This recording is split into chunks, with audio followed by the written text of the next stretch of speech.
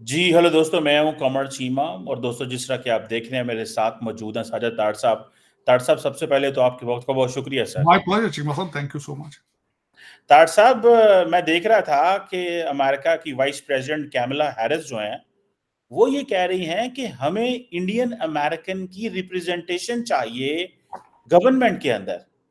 और सबसे बड़ी बात यह है कि वो कह रही हैं तकरीबन 4.4 मिलियन जो इंडियंस हैं वो इस वक्त अमेरिका के अंदर मौजूद हैं। और ये भी कहा जा रहा है कि 55% इंक्रीज हुए हैं सिर्फ इंडियन जो निषाद लोग हैं। लेकिन तार साहब, एक और बात भी उन्होंने कहा सिर्फ 5 अमेरिकन मेंबर्स हैं कांग्रेस के अंदर। तार साहब, अमेरिका क्यों चाहता है कि इंडियन जो हैं वो आके रिप्रेजेंट करें? क्या वो इतना डोमिनेट कर चुके हैं?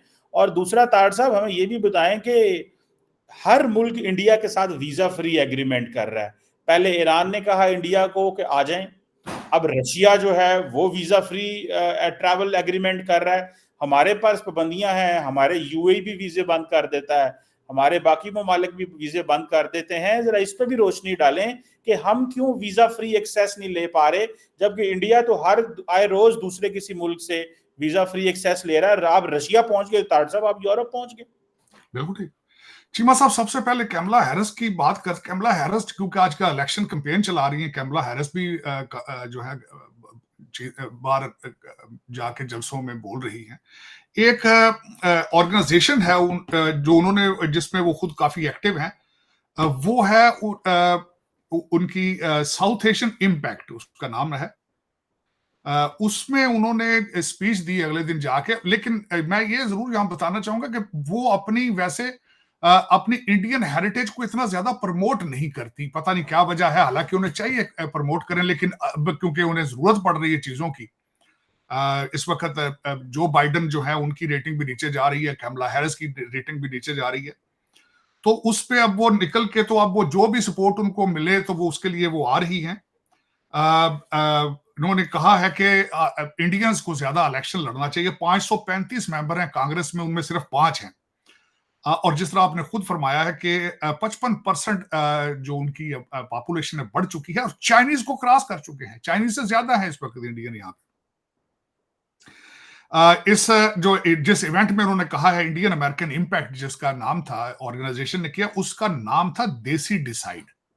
देसी डिसाइड, उस पे उन्होंने ये सारे अदादो शुमार जो शेयर किए। मैं यहां बताना चाहूंगा, जो बाइडेन की रेटिंग जो है अकॉर्डिंग टू आप ही एक ऑर्गेनाइजेशन है, उनकी 43% है, नीचे जा चुकी है। कैमला हैरिस की 2022 में 62% थी, अब 2023 में उनकी 56% हो चुकी है। लेकिन इस इवेंट में जो सबसे ज्यादा सिग्निफिकेंट जो बात मैं करना चाहूंगा, जो एक बड़ी रिमार्केबल है, एक यहाँ पे ऑर्गेनाइजेशन है जिसको कहा जाता है हिंदूज फॉर ह्यूमन राइट्स। वो उन्होंने इस इवेंट में शिरकत की, लेकिन एहतजाजन वॉकआउट किया। वो वॉकआउट किया उन्होंने, और फिर उन्होंने खासकर उनके जो हेड थे उनमें स्टेटमेंट भी दी कि हमारी जो रवायात है, महात्मा गांधी और डॉक्टर BR अम्बेडकर जो है, उन्होंने ह्यूमन राइट्स पे दी है, और आप जो गाजा में कर रहे हैं, this is against the human rights. ये बहुत बड़ी बात, बहुत बड़ी बात। लेकिन चीमा साहब, देखा जाए तो इस वक्त मैं जिस तरह मुसलसल कहता हूं, डिफरेंस मेजर ये है कि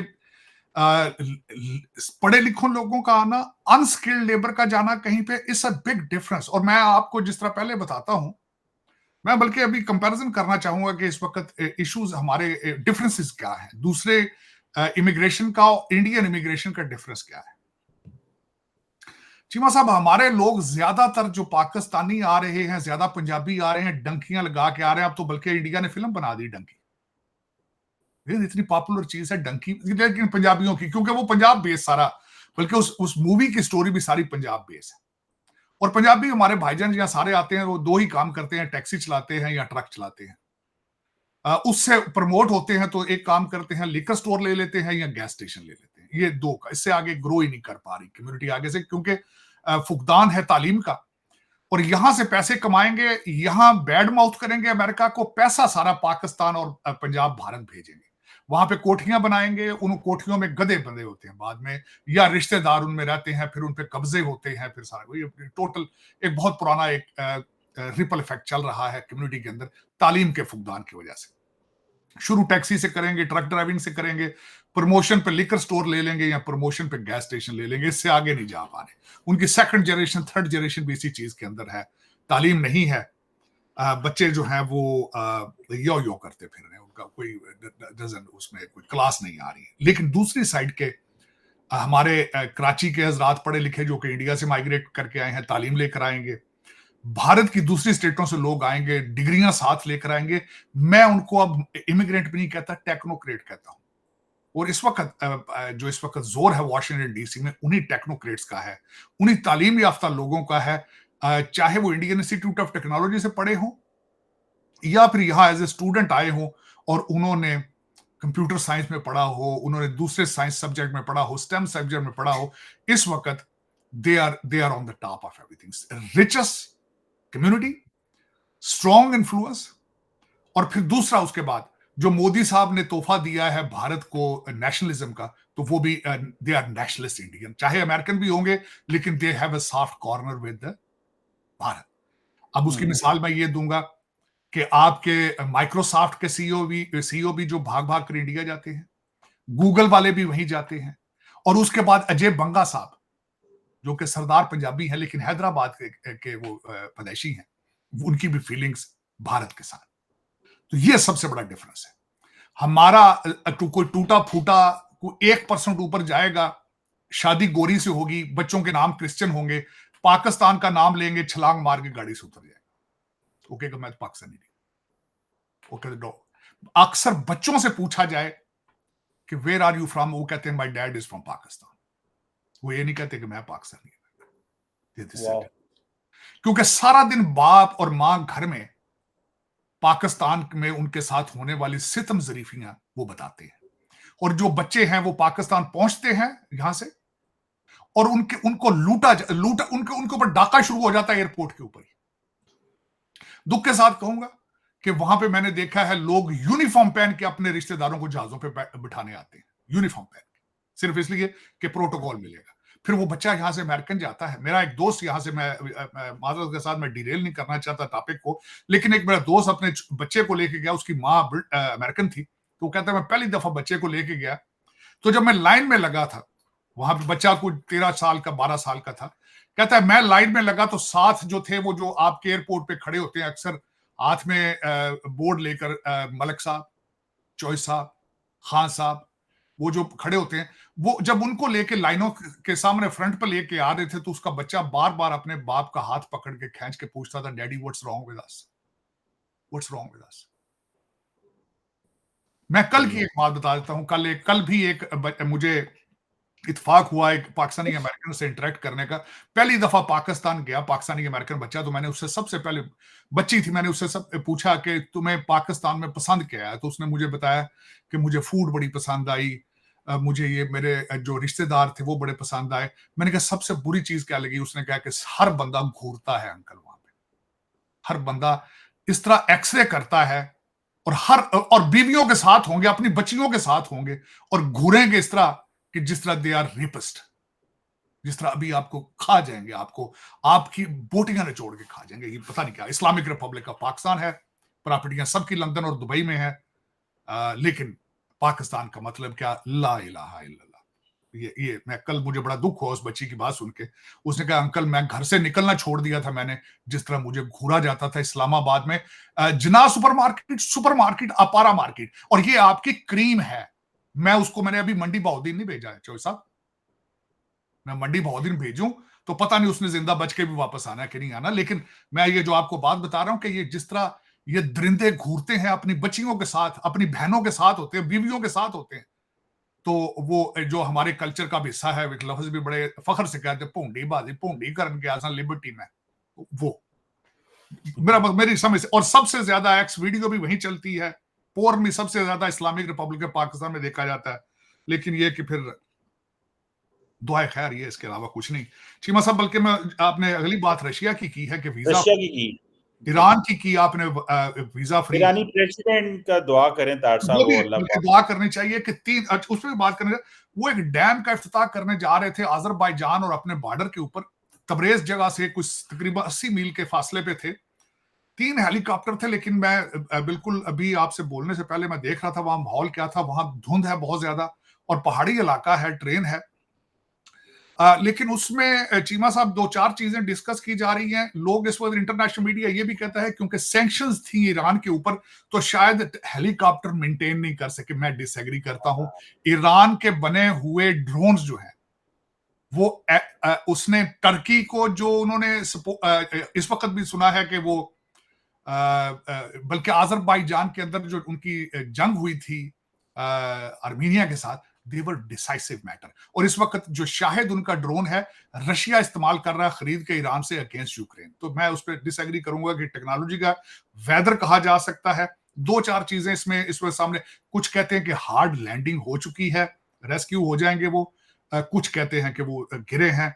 लेकिन दुआ करनी चाहिए कि उसके अंदर फॉरेन मिनिस्टर भी हैं उनके, उसमें इब्राहिम रईसी भी हैं, और उसके अंदर अजरबैजान के कोई हाई ऑफिशियल उस एरिया में, क्योंकि वो इफ्तिताह की इवेंट पे गए थे उस डैम का, जो कि बड़ा क्रूशल था वहां पे, और अजरबैजान के जो हेड ऑफ स्टेट भी वहां थे।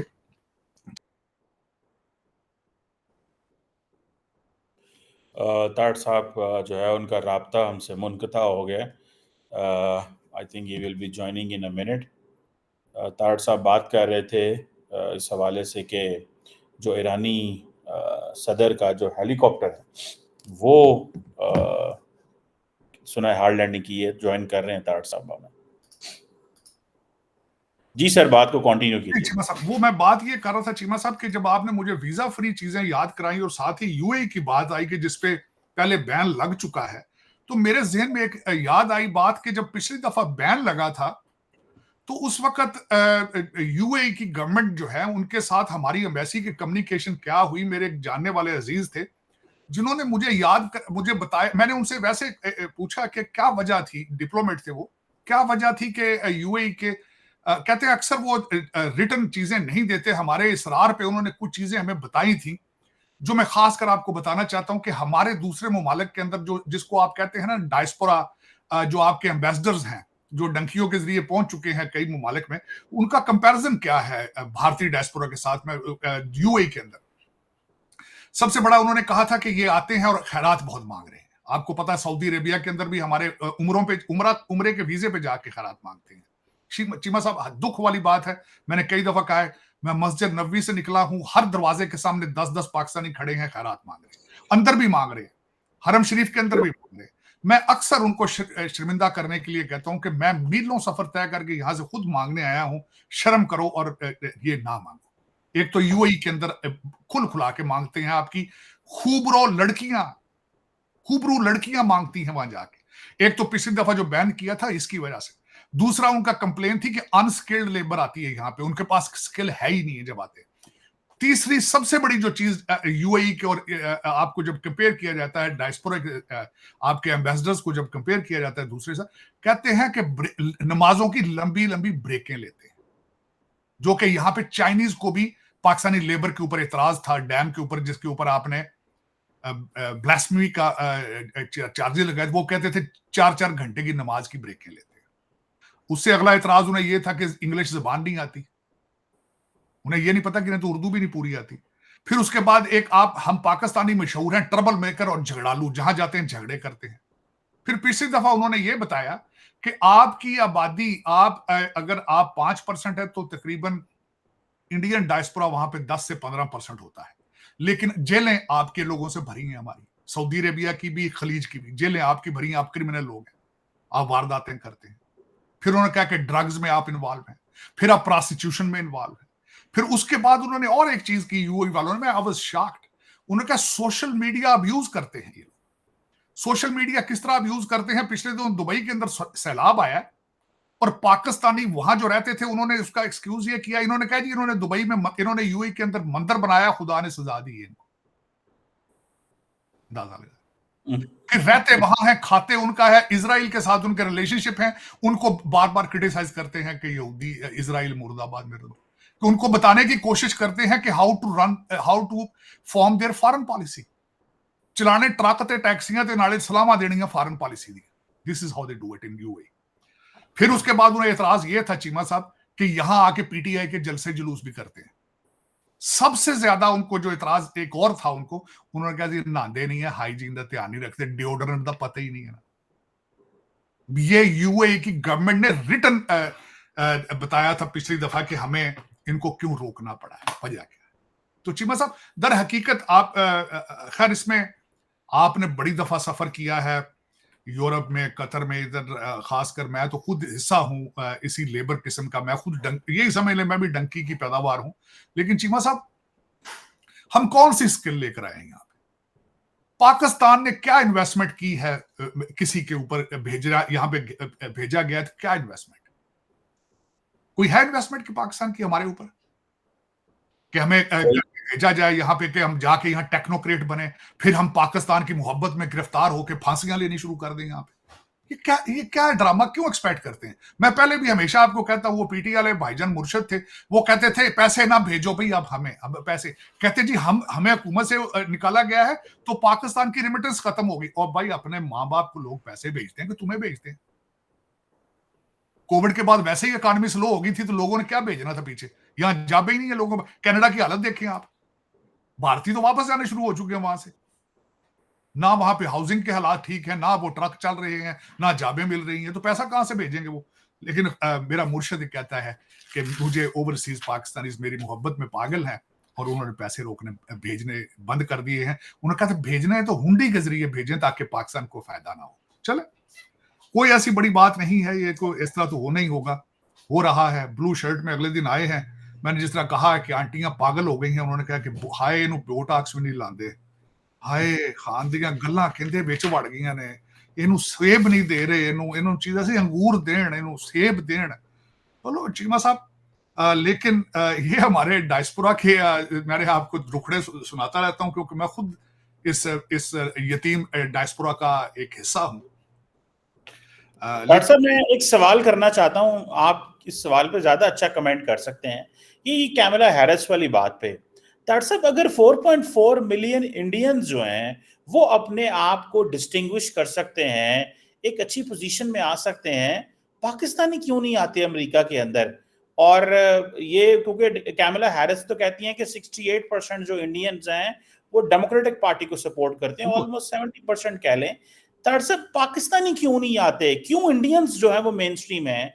आपने लास्ट टाइम भी इस पे बात हुई है, लेकिन हमें बताएं कि क्या वजह है, हमारे लोग क्यों मेन स्ट्रीम नहीं आते, क्यों अमेरिकन लीडरशिप जो है कांग्रेस पार्टी की पर्टिकुलरली अमेरिका जो है वो पाकिस्तानियों की बात नहीं करती? प्रेसिडेंट ट्रंप आपकी तो बात करते हैं, रिपब्लिकन्स आपकी तो बात करते हैं, आपने अपने आप को डिस्टिंग्विश किया, आपने रिप्रेजेंट किया, आप रिपब्लिकन पार्टी में, आप रिपब्लिकन जो है वो बोले भी कन्वेंशन पे, बोले भी पूरी दुनिया में आपको देखा रिपब्लिकन पार्टी की तरफ से, लेकिन क्यों पाकिस्तानी नहीं है ताड़ साहब? और ये कैमला हैरिस इंडिया का तो नाम लेती है, पाकिस्तान का कभी नाम नहीं किसी ने लिया।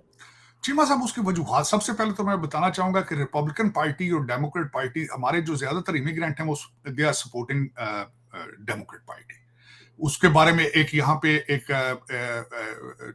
कॉन्सेप्ट है, एक रिप्यूट है कि it's immigrant friendly party, minorities को वो रिप्रेजेंट करती है। हालांकि मैं इससे एग्री नहीं करता कई चीजों पे। मैं ये कहता हूं buying an American dream is a Republican philosophy. हम लोग यहाँ पे कंपैरेटिव मार्केट प्लेस को ढूंढने आए थे, हम यहाँ पे एंटाइटलमेंट्स के लिए नहीं आए थे।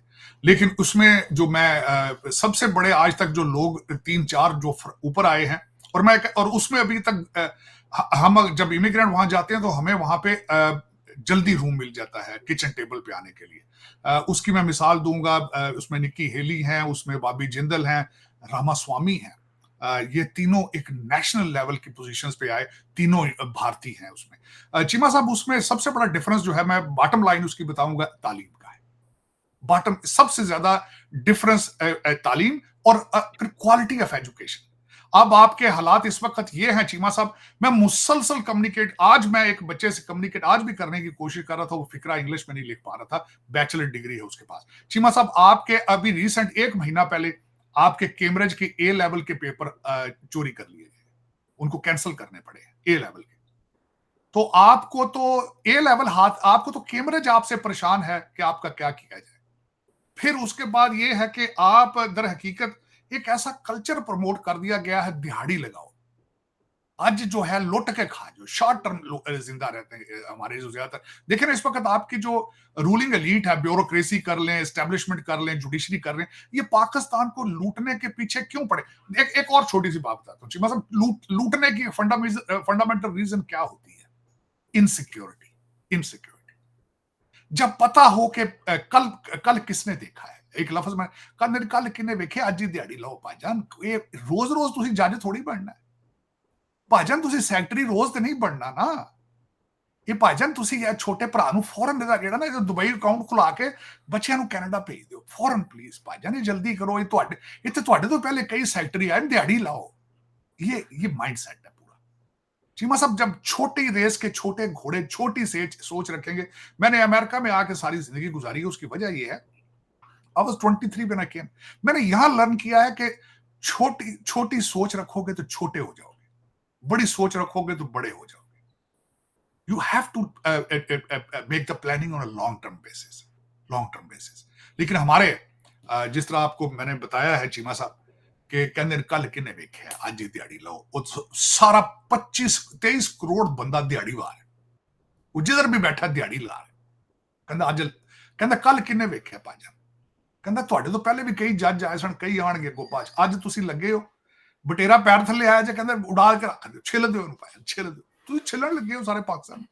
इहदा बॉटम लाइन इसकी चीमा साहब ये। और दूसरा कि डीएनए है, डीएनए में खासकर हम पंजाबी बड़े अग्रेसिव हैं। उसमें आप पंजाब का खिता देख लें, एक तो कॉम्बिनेशन है डिफरेंट रेसेस का इस वक्त, और उन्हें हमारी कई प्रोज एंड कॉन्स हैं, हमारे कई प्लस और नेगेटिव्स हैं पर्सनैलिटीज के, कई वीकनेसेस हैं, कई स्ट्रेंथ हैं, लेकिन उसमें सबसे ज्यादा है ये कि जो हम वी आर एग्रेसिव लेकिन self centred people, we are self centred.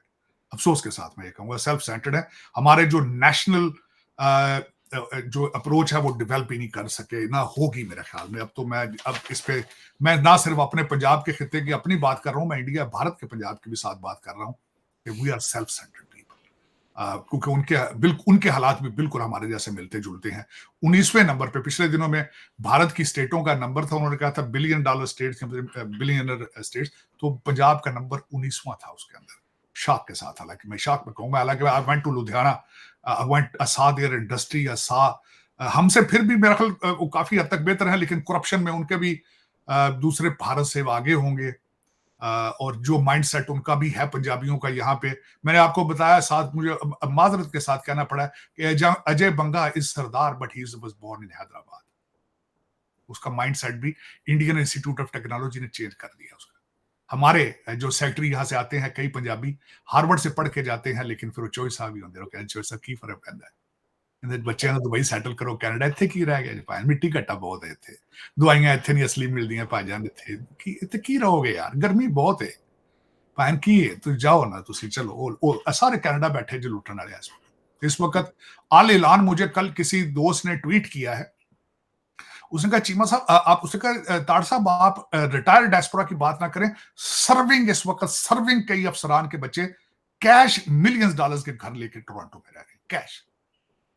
और जो आपकी एजेंसियां हैं जो वजीर आजम का फोन भी रिकॉर्ड करती हैं, क्या ख्याल उन्हें नहीं पता कि कौन कौन सा अफसर है इस वक्त जिनके कनेडियन बच्चे सिटीजन हैं?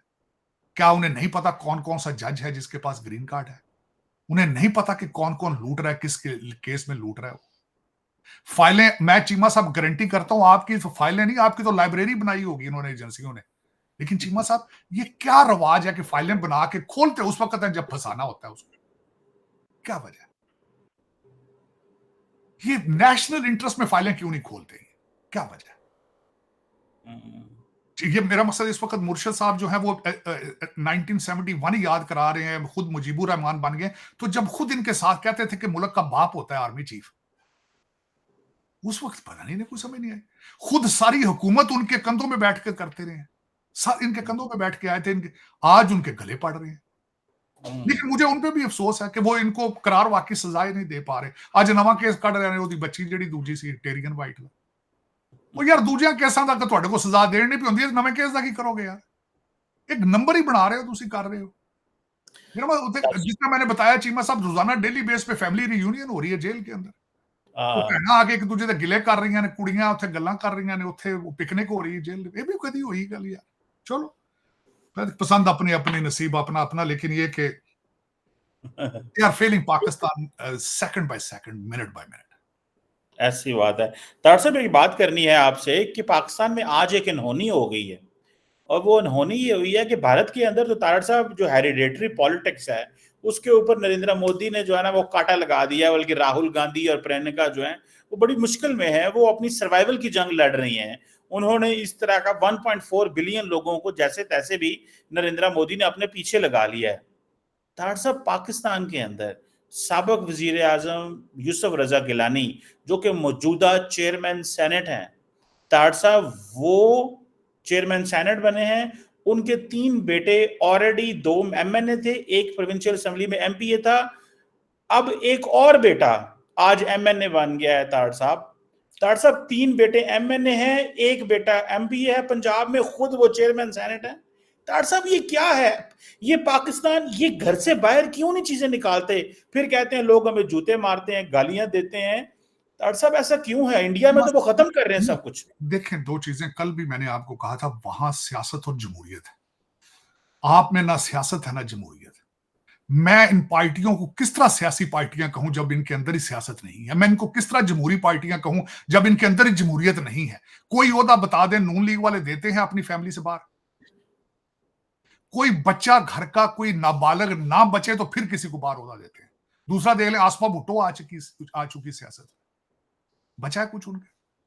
कोई देखें तो खान साहब की हलीम बुशरा बीबी है, वो अब लोग कहते हैं वो गैर सियासी औरत है। गैर सियासी किस तरह? उसने वो जिस दिन वो बच्चे को कहा था बेटा ये इस तरह करके ये लगाया करो, इसके ऊपर वफादारी, वो फुल, बल्कि मैं कहता हूं पीटीआई चला ही रही है, मैडम चला रही है, मैडम पीर नहीं चला रही है, क्योंकि खान साहब की तो गारंटी को नहीं दे सकता सिवाय मैडम पीर नहीं के। तो ये सारे करप्शन एंटरप्राइज हैं ये चीमा साहब, ये सियासी और जमहूरी पार्टियां नहीं है। और खासकर जिलानी साहब, मैं इतराम के साथ कहूंगा, एलिगेशन है उनके ऊपर। वो हार, वो टर्किश फर्स्ट लेडी का हार तक तो उन्होंने छोड़ा नहीं था। एंजेलिना जूली ने आके यहाँ के क्या क्या उनके बारे में क्या नहीं बोला था जब when he was sitting in power. लेकिन ये सियासत कहां है? इनको इसको कौन कहे ये सियासत है? मैं हैरान हो गया हूं चीमा साहब, वो काकड़ साहब आए 18 महीने की हुकूमत, ना कोई इख्तियार, ना कोई इलेक्शन, ना कोई पड़ोसी उनको जानता है। वो गंदम का टीका लगा के साइड पे हो गए करोड़ों का। कोई पूछने वाला? कोई पूछने वाला इसको? एक 18 महीने की केयर टेकर गवर्नमेंट जिसका सिर्फ काम इलेक्शन कराना था, बिलियंस डॉलर का टीका लाके ऊपर हट गए। और वो चौधरी साहब है रशिया में जिन्होंने सारी वारदात डाली उसमें, जिनको ये जाके मिलते रहे, और उनके लिस्टें आ चुकी कि कितने गिफ्ट लेकर गए थे या क्या क्या कुछ, how he treated him in Russia. को पूछ रहा है उनको? को पूछ रहा है उनको? चीमा साहब, जिस सोसाइटी, एक सोसाइटी जब मॉरली बैंकरप्ट हो जाए, मॉरल से खत्म हो जाए, वो किस तरह एग्जिस्ट करेगी? नहीं करेगी। वो किस तरह एग्जिस्ट करेगी? मैं हैरान हूं कि you are still surviving on the map of the world. मैं I am surprised. You trying your best, you trying your best. 76 साल में आपने बड़ी कोशिश की है किसी तरीके से ये मुल्क खत्म हो जाए। 76 साल से एक बंदा नहीं है, आपकी पूरी एफर्ट है, 25 करोड़ लोगों की एफर्ट है जो बिल्कुल मुंह परे कर लेते हैं। साथ पड़ोसी अगर ज्यादती कर रहा है, कोई जुल्म जना कर रहा है, मुंह परा कर लेते। चीमा साहब, मैंने आपको बताया था कि इस वक्त आपके हालात ये हैं, सड़क के ऊपर कुछ ज्यादती हो रही हो तो वीडियो बनाते हैं कि इन वीडियो लाइए, छुड़ाते नहीं, वीडियो बना दे। चलो चीमा, लेकिन देखें, मैं तो खैर इन्हीं हालात की पैदावार हूं। उसकी वजह यह है कि इन्हीं सियासी जमहूरी ब्यूरोक्रेसी जज फ्रॉड की वजह से मैं 36 साल पहले महाजर होके आया, इसी वजह से। और लेकिन इस वक्त every single person living in that country qualified to is a political can claim a political refuge in any country. You are all political refugees. Yes. आप विक्टिम हैं। आप आके पॉलिटिकल क्लेम कर लें कि मैं जजों से डर के आ गया हूं। आप क्लेम करें मैं सियासतदाना तो उजड़ के आ गया थे, मैनू फौज कोट सटिया, मैनू डीसी गल पै गया सी, मैनू एसएसपी थाने पा के लंबा पा लिया सी, तुहानू पॉलिटिकल रिफ्यूज लग जाता। कितना नहीं हो रहा उत्थे चीमा साहब? मुझे कल किसी ने क्वेश्चन किया जी, आज वो कारगिस्तान में 10,000 बच्चा गैर महफूज है। मैं क्या 25 करोड़ बंदा बैठा गैर महफूज, 25 करोड़ लोग गैर महफूज है, उनका क्या बनना है? उनको किसने रेस्क्यू करना है भाई? उसको किस जहाज पे बिठा के कहां ले जाओगे 25 करोड़ लोगों को? आप कह रहे हैं 10,000 बच्चा है वहां बैठा। लेकिन चीमा साहब देखें, ये फिर यही होता है कि जब कौम ही बेहिस हो जाए। वो कल किसी ने मीम भेजा, उसने कहा बदबू में ज्यादा अरसा रहे आप तो आपको फिर बदबू आती नहीं। आप एक ऐसे मुर्दा खाने में पड़े हैं कि आपके अब वो आपको मुर्दों की स्मेल ही नहीं आती। आपको तो शेख रशीद ने स्टेज पे कहा था, उसने कहा ये कब्रिस्तान है 25 करोड़ लोगों का कब्रिस्तान। चलो कोई नहीं, जो जो चला रहे हैं, जिनके पास पावर है उन्हें पता होगा। नमाजा भी पढ़ते ने, कुरान दे नाल देंदे ने, रेफरेंस भी देंदे ने, अदालतां च बहंदे ने रोज गाउन पा के, मोढ़ियां दे बिल्ले लांदे ने ईमान तात तनजीम दे। चलो पसंद अपनी अपनी, नसीब अपना अपना। चीमा साहब ताड़ साहब बिल्कुल सही कहा आपने, पसंद अपनी अपनी, नसीब अपना अपना। सिर्फ इतनी ही बात है, मैं देख रहा था कि डॉक्टर जयशंकर ने कल कहा कि इंडिया जो है that is working for the री engineering of the global logistical map. मतलब ये कि हम, ताड़ साहब एक तरफ वो ये कह रहे हैं कि हमने आर्कटिक तक कैसे पहुंचना है, एक तरफ वो कह रहे हैं कि हमने India middle east Europe trade कैसे चलानी है, international north south transport corridor कैसे चलाना है, म्यांमार थाईलैंड के जरिए हमने जो है वो पैसिफिक तक कहाँ पहुंचना है। कभी है हमने ये तार साहब ये बातें सुनी? हमारे पास तो ये डिस्कोर्स ही नहीं है, ये डिस्कशन ही नहीं है तार साहब। मैं तो मतलब आप तार साहब, हम जैसे आपसे बात करते हैं तो पता चलता है कि कोई किस लेवल पे सोच रहा है। हमारे यहाँ पे कोई लेवल ही कोई नहीं है। चीमा साहब, आपकी जब हाईएस्ट लेवल का जो बंदा पाकिस्तान को चला रहा है उसकी औकात दुबई के 2 फ्लैटों से आगे ना हो, आप आर्कटिक के स्पेलिंग ना आते हो आपको, फिर क्यों जाए? कहां जाएंगे आप? आपके बड़े से बड़ा ताकतवर आदमी, उसकी औकात क्या है? PR इन कनाडा, आप इससे ही नहीं आगे उठ रहे। तो आप वाह वाह लंदन के वाह, फ्लैट से आप औकात ही नहीं है इससे आगे। बिलियंस डॉलर क्या कर रहे हो यार? खुदा, मैं रोजाना कहता हूं इधर भी कब्रिस्तान है यार। और जिनके पास कैनेडियन PR है वो भी मरते हैं वो भी। पता नहीं फिर इससे आगे मैं। हाँ चीमा साहब, उसकी बात यह है कि देखें, डॉक्टर जयशंकर भी अमेरिका के अंदर यहां से रह के गया यहाँ पे। उन्हें नहीं सोचा थे मैं पोलिटिकल साइलम करा ला, मैं बच्चे थे सेटल कर दिया। बड़ी बात। पिछला अभी जो हमारा खासकर जो इस वक्त का सिटिंग एम्बेसडर था, अमृतसर जाके इलेक्शन लड़ रहा है, तरनजीत संधू, उसने भी सोचा मैं इथे रह जाऊं। उसकी बीवी अभी भी एम्बेसडर है। चीमा साहब, सोच का फर्क है, सोच का फर्क है। लेगेसी, लोग मर के अमर हो जाते हैं, कुछ जिंदा मर जाते हैं। आप मुर्दा ज़ेन होके जिंदा लोग हैं, वो मर के अमर होने का प्रोग्राम बना रहे हैं अपना, लेगेसी छोड़ के जाने का। लेकिन चीमा साहब, ये सोच का फर्क है, बहुत बड़ा फर्क। लेकिन ये कि ये आ नहीं सकते क्योंकि रवाज नहीं है पाकिस्तान में। आपको या इस्लाम को समझ लें, या अपने आप को समझ लें, अपने DNA को समझ लें, अच्छा इंसान बनने की कोशिश करें, बजाय कि ये जो आप दिन में फ्रॉड करके उम्रे के प्लानिंग करते हैं, बखाड़े की नमाजें, हर गली में 8-8 मस्जिदें और एक दूसरे को काफर काफर कह रहे हैं। कोशिश करें, इनसे इज्तनाब करें, कोशिश करें कि एक दूसरे से मोहब्बत करें, ग्रो करने की कोशिश करें, नफरतों को छोड़ें, प्लीज आगे जाने की कोशिश करें। लेकिन चीमा साहब, दर हकीकत कौमों में मैंने जो देखा है, मैं सारा दिन हिस्ट्री पढ़ने की कोशिश करता हूं, जब भी कौमों के ऊपर जवाल आते हैं, चीजें आती हैं, कोई ना कोई पैदा होता है इंसान जो उनको लीड करता है, जो उनको उससे निकालता है, जिसका अपना किरदार शीशे की तरह सामने हो, जिसके बच्चे लंदन ना बैठे। अभी तक आपके अंदर कोई पाकिस्तानी लीडर मौजूद ही नहीं, कोई मौजूद नहीं, पाकिस्तानी कोई नहीं लीडर, सारे फॉरेन। मैंने बताया ना, कैरी ऑन के साथ आते हैं, जाती दफा लगेज बुक कराते हैं, आती दफा कैरी ऑन होता है सबके पास। कोई भी इस वक्त आपकी रूलिंग एलीट में पाकिस्तानी मौजूद नहीं है। रूलिंग नहीं, लूटिंग एलीट। लूटिंग एलीट में पाकिस्तानी कोई नहीं, ब्रिटिश एजेंट में सारे ब्रिटिश। बच्चा पैदा होता है किसी आपके ब्यूरोक्रेट का, किसी जज जर्नल का, वो पैदा होते ही लंदन, उसका नाम जो है वो विलियम रख दिया जाता है, डेविड रख दिया जाता है, सोचें उसके उधर है। बस ये यही मार है आपको सबसे बड़ी। पता नहीं है वो कहां से किस तरह होगा। हालांकि आपके पास चीजें मौजूद हैं। आपके साथ सिंगापुर का वो जो प्राइम मिनिस्टर ली था, उसने क्या किया है, आयतुल्लाह खुमैनी ने किस तरीके से ईरान को खड़ा किया है, सैंक्शंस पे सैंक्शंस लगा के सारी दुनिया ने चोक करने की कोशिश की, आज भी वो जिंदा है। उन्हें आईएमएफ के पैकेज की जरूरत नहीं पड़ी आज तक, उन्हें नहीं जरूरत पड़ी।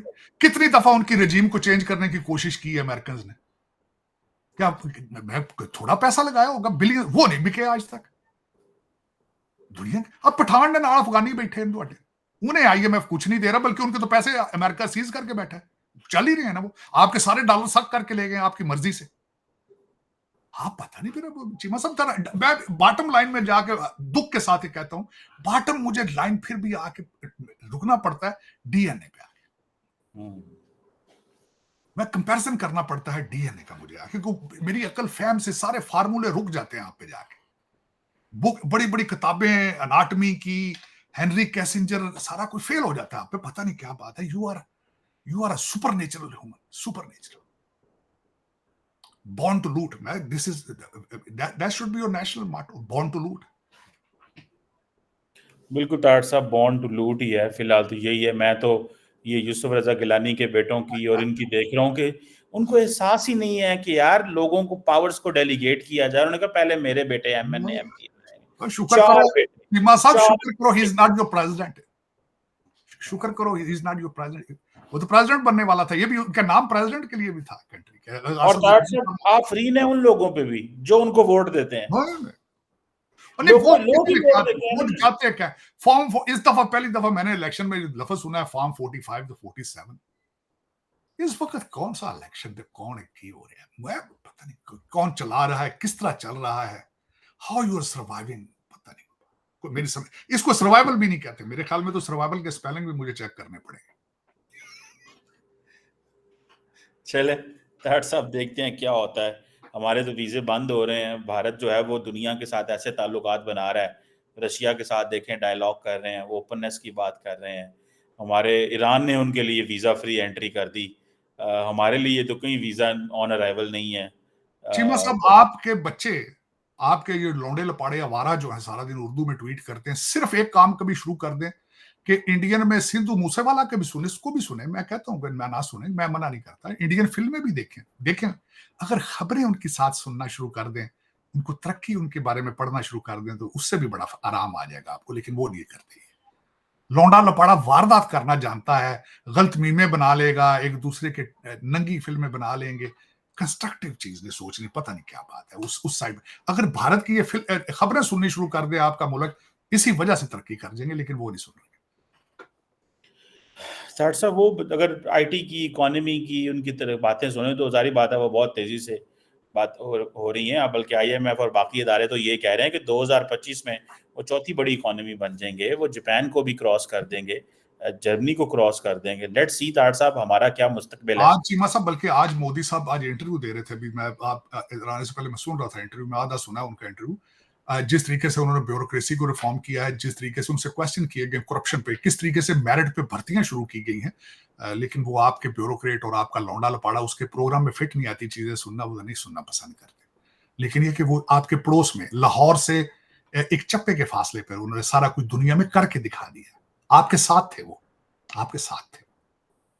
सही बात है। अभी तो इंडिया में वो बड़े पैमाने पे रिफॉर्म्स कर रहे हैं, बिकॉज वो कह रहे हैं कि हमने जो कंपटीशन करना है उस कंपटीशन में अगर हमने इंटरनल रिफॉर्म्स ना की तो हम बहुत पीछे रह जाएंगे। इमा साहब, इंफ्रास्ट्रक्चर, सड़कों का जाल, हाईवेज का, और मैं जो उत्तर प्रदेश में जब मैं आ रहा था, 5 वहां पे एयरपोर्ट नए बन रहे हैं, 5 नए एयरपोर्ट, इसको इंफ्रास्ट्रक्चर कहा जाता है। जहां तरक्की होती है वहां सी पोर्ट्स बनती हैं, एयरपोर्ट्स बनते हैं, सड़कों के जाल होते हैं, और जो मिडिल क्लास, जो मिडिल एज और मिडिल क्लास होती है वो तालीम याफ्ता होती है, एपेटाइट होता है ग्रो करने का, और नेशनलिज्म होता है। This is the total MBA 101।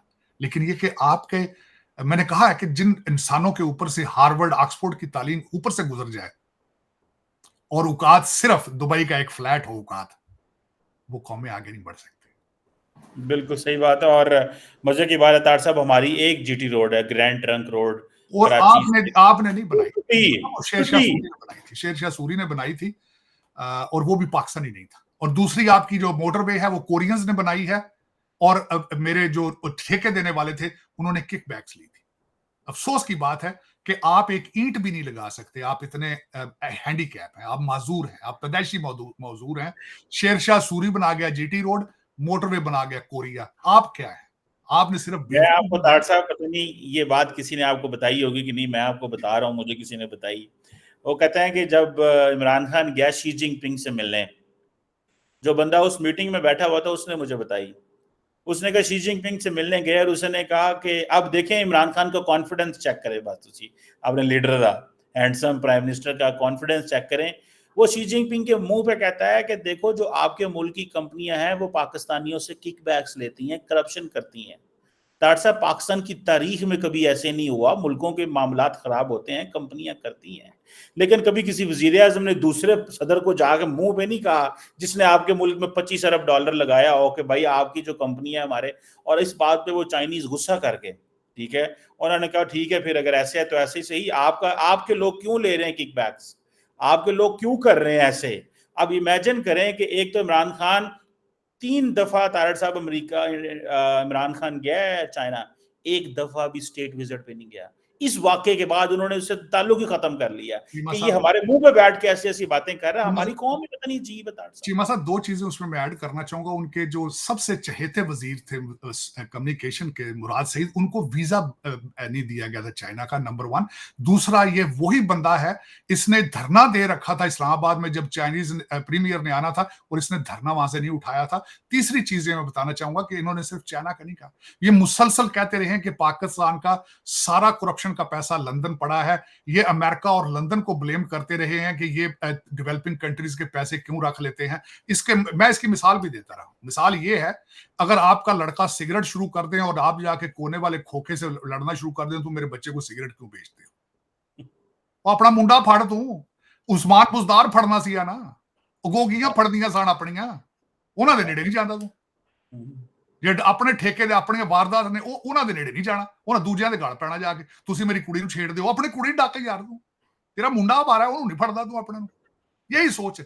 कोई नहीं, वो भी आप हफीजुल्लाह नियाजी का सुने इंटरव्यू, अगर किसी को मुगालता है ये जो आंखों से अंधे और कानों से बहरे हैं, ये हफीजुल्लाह नियाजी का जो बहनोई है उनका, मुर्शद पाक का, उनका इंटरव्यू है कल का, सुन ले जरा आप, और उसके बाद मुझे बताएं कि either this person has ability to run a Pakistan.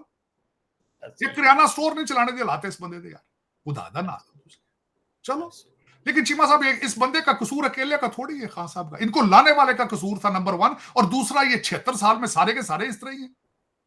इनमें से अच्छा कौन है मुझे बताए ना, मेरे तो कान तरस गए हैं क्योंकि सुनू मैं फलां बहुत बड़ा गांधी था पाकिस्तान का। मैं इंप्रेस्ड हूं महात्मा गांधी से, मैं दावे के साथ कहता हूं, मैं इंप्रेस्ड हूं उस बंदे से। He was a leader of the entire United India with a lot of abilities. हाँ, सेटबैक होंगे कि पर्सनैलिटीज में होते हैं, कोई दसों को गांधी से टक्कर है जो बंदा है, कड्डो उन बार दसो। चीमा साहब, पहले दिन से 1947 में ही गलतियां की हैं। आप हमारे जिन्ना साहब गवर्नर जनरल बन गए थे, दूसरा बन गया था वजीर आजम, डिफरेंस ऑफ पावर तो वहीं से हो गया था, पहले दिन से शुरू हो चुका था। फिर आपने पैसे पहले दिन से, आपने 1947 से अमेरिका से तरले मिलते पैसे शुरू कर दिए थे मांगने, उस दिन से चल रहे हैं आप उससे हटे ही नहीं पीछे। पता, मैं आपको पैसों की जरूरत है ही नहीं चीमा साहब, आपको आईएमएफ के पैकेज की जरूरत ही, मैं दावा कर सकता हूं। अभी जो खासकर दुबई लीक्स ने तो प्रूव कर दिया, आपको 30-35 बिलियन डॉलर तो आपका सिर्फ अकेले दुबई में पड़ा, क्योंकि ये तो सिर्फ पर्सनल है। कमर्शियल तो अभी प्रॉपर्टी आपको पता ही नहीं चली, जो प्लाजे हैं बहुत बहुत बड़े वहां दुबई के अंदर, उनका तो पता ही नहीं चला। फिर लंदन है, फिर टोरंटो है, अमेरिका है, फिर पीजे आपने, पापा जान है, पता नहीं क्या क्या है चीमा साहब, क्या क्या। आपको पैसों की जरूरत ही नहीं है। पता नहीं किसने आपको बताया कि आईएमएफ की जरूरत है। आपको जरूरत है ईसीएल की। 1 लाख बंदे का नाम ईसीएल पे होना चाहिए आज। आपके एयरपोर्ट बंद कर देने चाहिए, सील कर देंगे। फिर डिस्क्लोज करें जजों की, जुडिशरी के, जर्नलों के बच्चों की सिटीजनशिप्स, ब्यूरोक्रेसी की बंद करें। वीजे के ये ब्यूरोक्रेट बाहर नहीं जाएंगे, ये आवारगी करते हैं। मैं कहता हूं आप अपने ब्यूरोक्रेट्स को बाहर भेजना बंद कर दें, आधी बीमारियां आपकी दूर हो जाए। आप अभी पाबंदी लगा दें किसी ब्यूरोक्रेट का, इसके बच्चे का बाहर अकाउंट नहीं होगा, आधी बीमारियां इससे ठीक हो जाएंगी। लेकिन आप करने नहीं चाहते, करे कौन, करेगा कौन? आप सारे मुसलमान हैं माशाल्लाह, इस्लामिक रिपब्लिक ऑफ पाकिस्तान के सिटीजन हैं आप, कौन करेगा? ये तो कोई इंसान कर सकता है ना। तो सीधे सारे मुर्शद हो, शुफ करके कैंसर का इलाज कर रहे हो, सर्जरियां कर रहे हो, शुफ करके फूकों से बाईपास सर्जरियां कर रहे हो, आप करो। लेट्स सी तार साहब क्या होता है। थैंक यू वेरी मच तार साहब, ऑलवेज प्लेयर टू टॉक। बड़ी मेहरबानी आपके।